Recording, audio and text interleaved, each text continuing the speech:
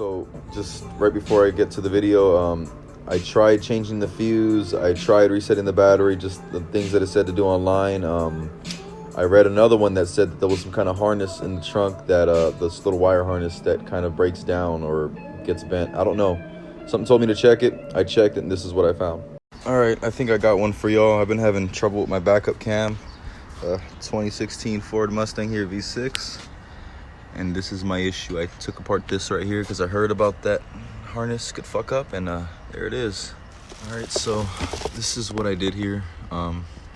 Soldered that. I didn't use a soldering kit, but you should.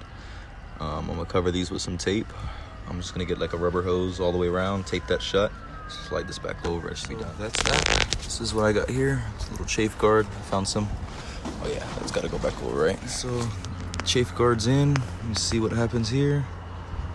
Looks like it clears, right? Yeah. Moment of truth here. This would be nice. Wow! My backup cam is back!